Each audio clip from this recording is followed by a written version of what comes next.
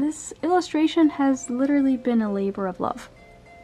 The purpose of a cover is to draw you into the story, and I don't know if it's really gonna make anyone care about chapter 3 seeing this. Hi everyone, I'm back. If you're new here, my name is Jasmine. I'm an illustrator working on a medieval comic.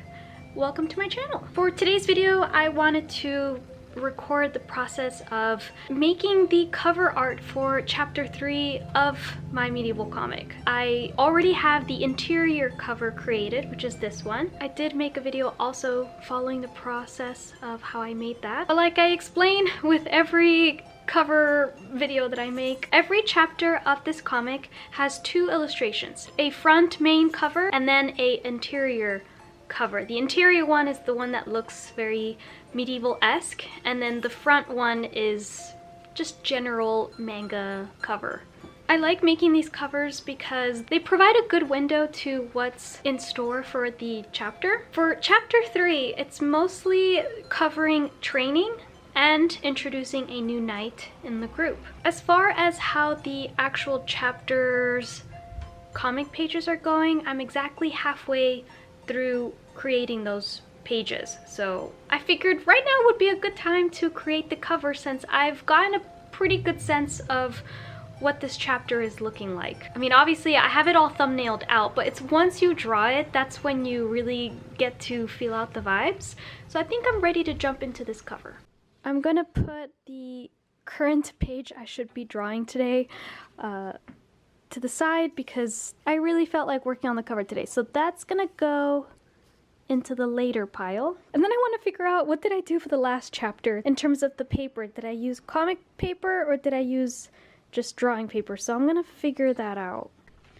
Yeah, I really don't remember what paper I used because when I worked on the cover for the last chapter, I don't even want to try to remember what month that was. It might upset me. This is where I keep all of the comic pages for this project. I should be able to find the cover page here.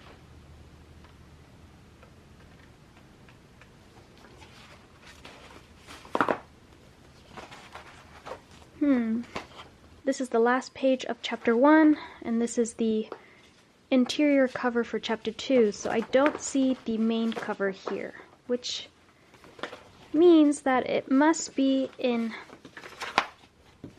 the folder where I keep all other Girl Night drawings. So this binder, I've kept random drawings that don't really belong in the comic page keeper. So there it is. I did use the comic paper, just the smaller size. I'm actually gonna move this because this belongs in the folder. So this is chapter 2's main cover, and this is chapter 1's main cover. We're gonna put those back in to where they belong in the comic.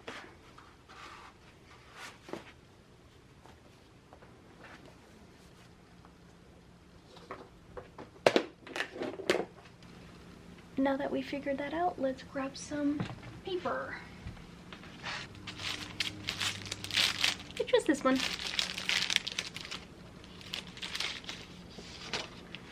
Ta-da! I'm definitely getting ahead of myself because I need to figure out what this cover is even going to look like. But at least we've established the size of the drawing. Let's just put that over there. I'm scared that it's gonna get dirtied. A while ago, I had brainstormed a possible cover, which is this one. It's Alice lying on the grass where the training grounds are located with her training sword and her training outfit. She's tired and she's looking up at the sky kind of in a daydreamy position. I don't know if I'm going to stick with this because the purpose of a cover is to draw you into the story, and I don't know if it's really gonna make anyone care about chapter 3 seeing this. because if somebody hasn't really read the story, they're gonna see this cover and they're gonna just see like a girl in a boring outfit with a sword on the floor. It doesn't really inspire much excitement into picking up the chapters. So I have one idea that I drew very recently. It was on the airplane, this one. So in this case, it will be Alice and Henry back to back in their training things. I think this seems more interesting. I'm still not sure, but I like it. Like the fangirl in me is like, yes, Henry and Alice, I love it. Yeah, I'm gonna go with that, you guys. Sometimes you just gotta trust your gut, even though I'm super doubting it. I'm gonna trust my gut, I'm gonna draw it, really hope it's interesting enough. Luckily, if it turns out to not be super interesting, I can always do another cover. It's not really a permanent thing quite yet. With that said, I'm going to transfer this thumbnail into a bigger thumbnail. Really get those details out and the proportions. I have this little notebook for finalizing thumbnails. It's been very helpful. It's got those blue lines that just make me feel more like a manga artist, so the nerd in me is like, this seems professional. Now that I've established what I'm going to do, I'm gonna have a little bit of coffee because I just came back from day job and I haven't had my second cup of coffee yet. It's 1:30 in the afternoon, so I'm gonna make some pumpkin coffee and jump into this. I'm excited.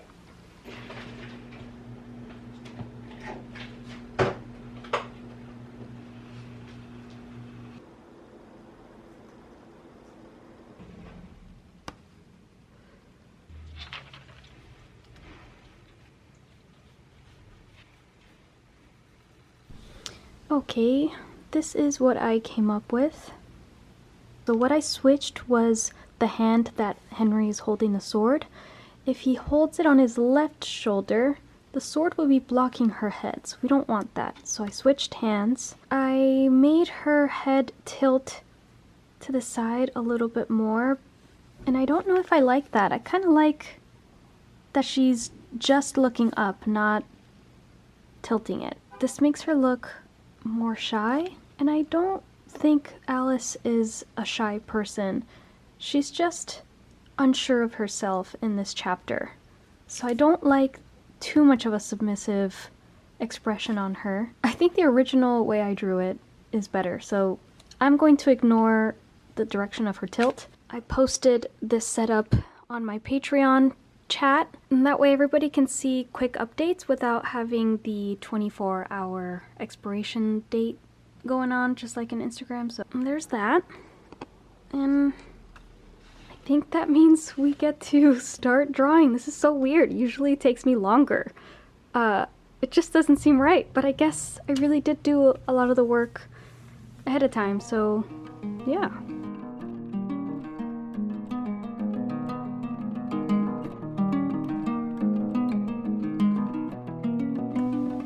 I think I got a solid undersketch done. I don't know why I ended up drawing Henry like super chunky muscular wise. Like he's not super duper muscular, but I think it's also drawing in this size. Like I'm not used to drawing figures this big, so I'm quite nervous.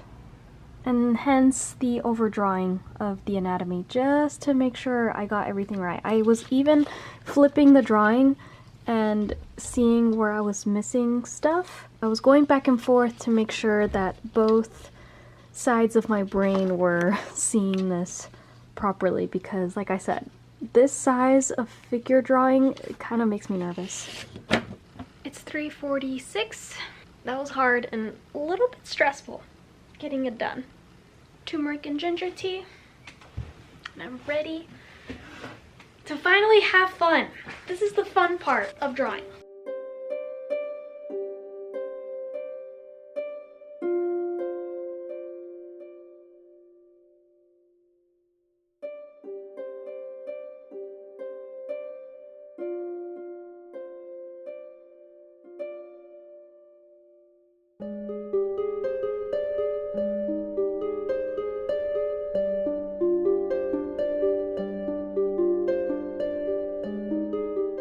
It seems like I'm still trying to work through the anatomy of this bigger size of figures. I don't know why I'm not using my light box. It just seems too much of a hassle to pull it out, plug it in, and everything.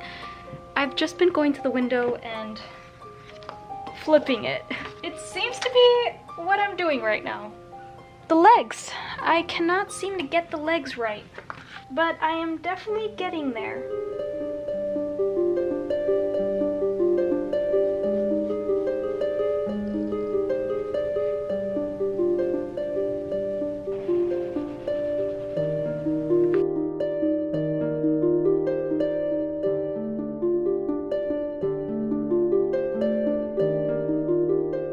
Maybe it's because my drawing desk is tilted, so I'm seeing the legs so much bigger than the torso, but yeah. This is the best I can do, I think.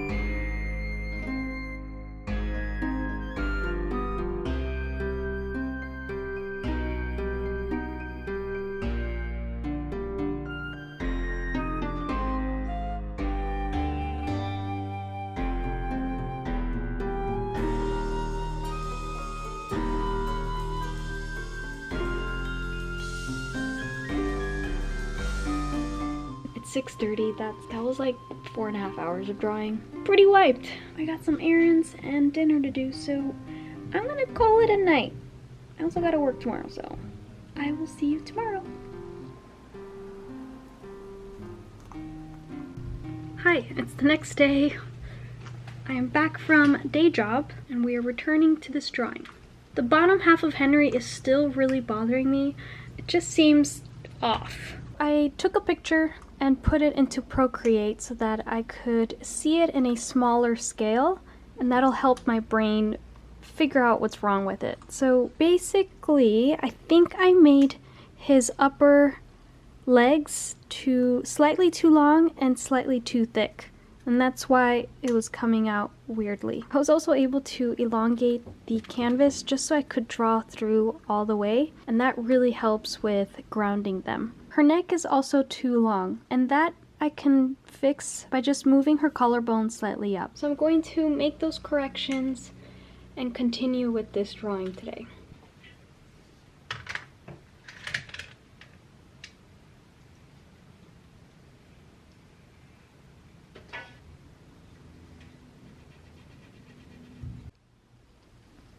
It's been about 45 minutes. I finished with the corrections and added some of the shading. I think I'm done with the figures. All that's left is the background of the cloud and these autumn trees. I'm going to have to look at autumn trees as a reference again because I don't want to freehand it completely. Although trees are fun to draw, but it might just turn into background mush. So let's look up some references and then get going. The kind of reference image that I'm looking for is something that'll show me the tops of trees. Like that, because the image is gonna look like that, basically. Reference image found. Autumn tree time.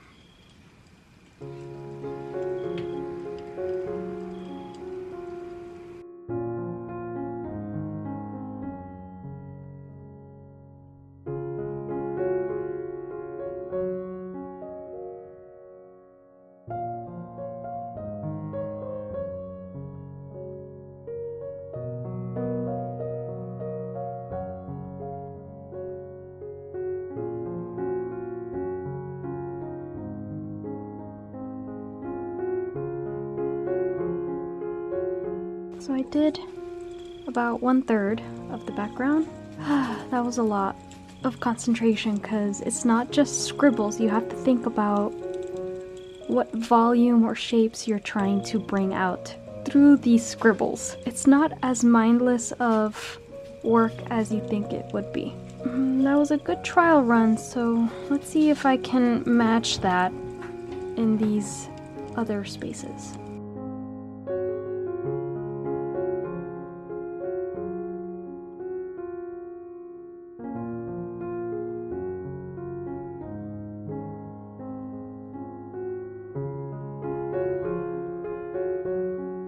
As well as focusing on the shapes that I'm trying to create with this shading method, I also want to be very mindful of where I'm shading in comparison to the foreground. So the figures of Henry and Alice, where they're dark, the background should be light, and where they're light, the background should be dark.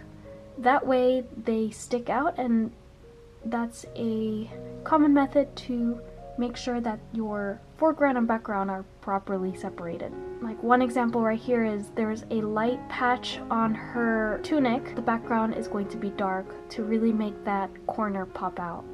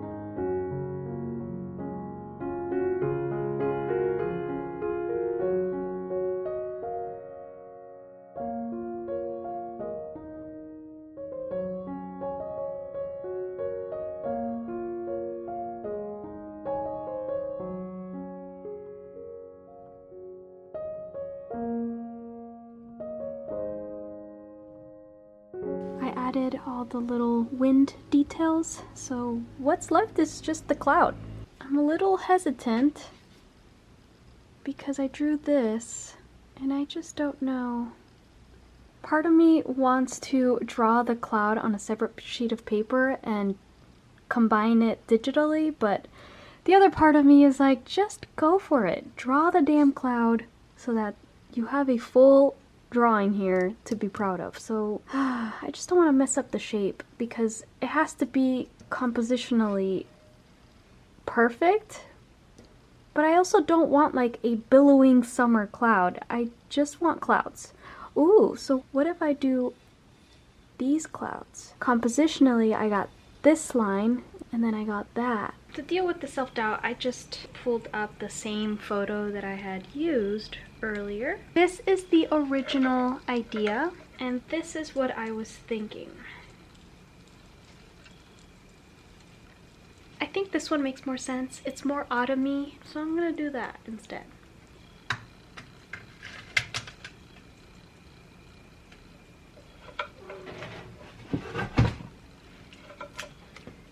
Hoo-wee! Alright.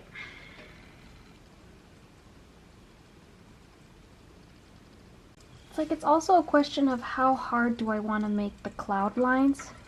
Like a hard line like that, or soft and wispy. Alright, well here goes nothing.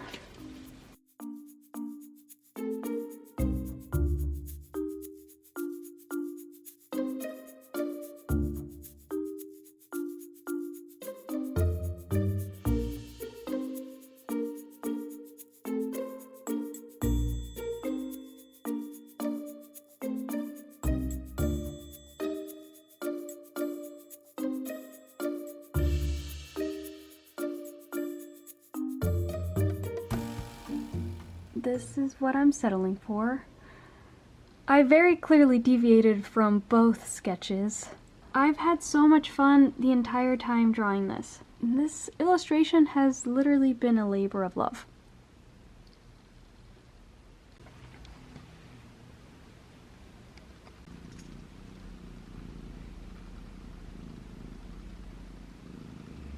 It's 5:44 and I was only 11 minutes shy away from a 2-hour session, so I have plenty of time still to continue to develop this illustration digitally. So I'm going to scan it, we're going to take this party to the other desk and witness the devastation. That's not even including the tea that I made and then completely forgot in the kitchen, so there were some casualties.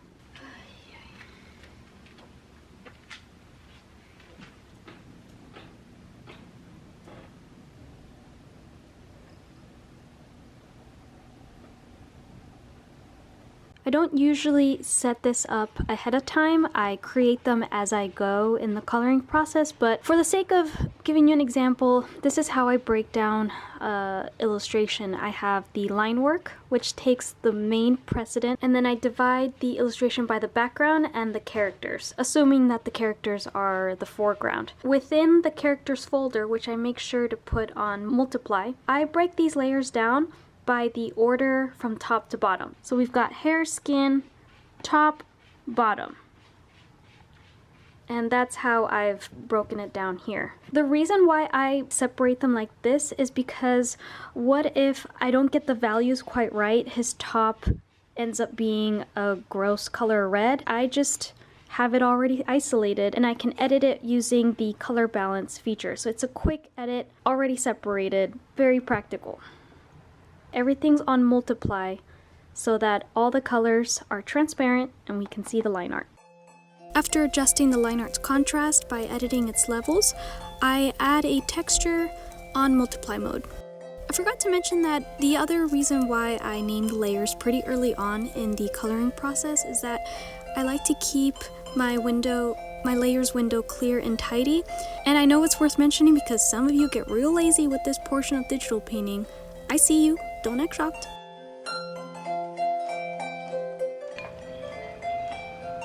Yum, yum, yum, yum. It's 7:40.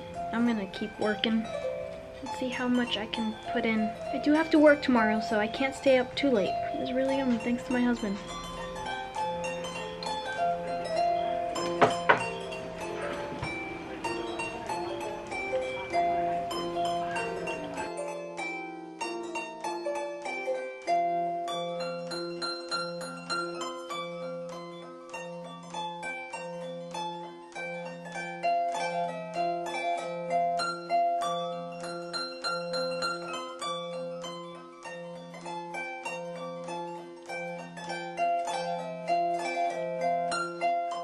I knew I'd be working a lot on Alice's hair. It's a pretty complicated shape with all the tendrils of hair and the braid. Therefore, I made a mask so I wouldn't have to do so much erasing later on.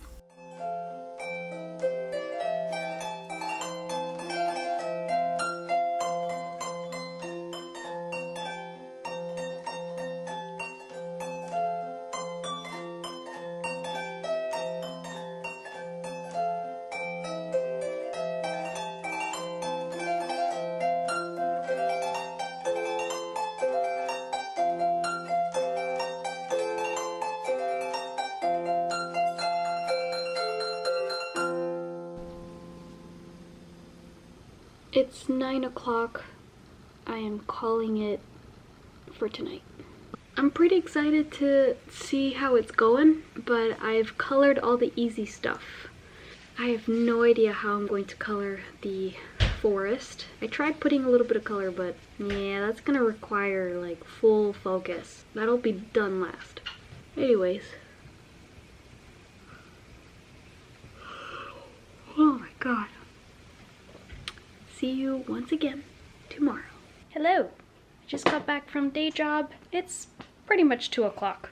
I'm like kind of hungry, but not enough to cook something yet, so I might just get a snacky and then sit down and continue.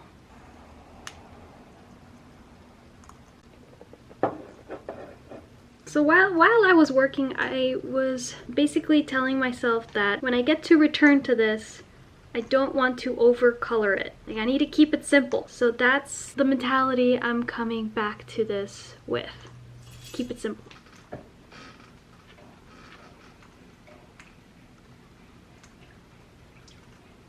And just like the mask for Alice's hair, I made one specifically for the forest in the background. That way, it's all properly separated. I'm trying to make up my mind on how many colors to include. Like, do I want it to be super busy in the background? And also how detailed, because it is a background, so I could keep it pretty blurry. I'm pretty much experimenting at this point. And now I'm going in to define the colors. So here I'm adding brown into this red to give it depth so that when you back out, I don't know, it's looking kind of cool. I'm really curious how this is going to turn out.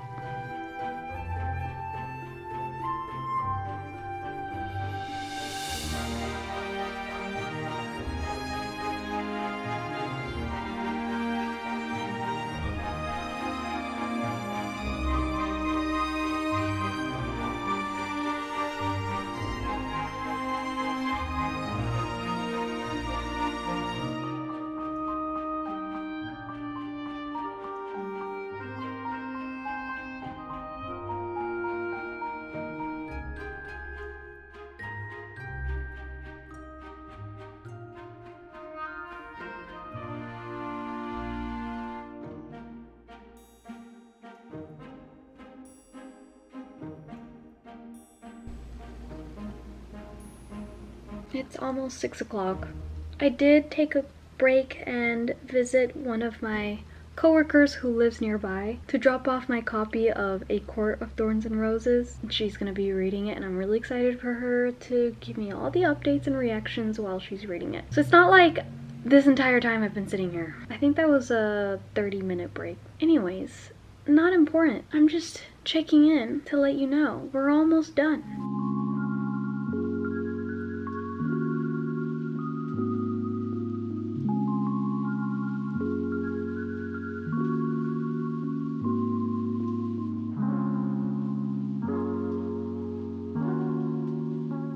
I think this is pretty much done. The last thing to do is to add the text. Look at that.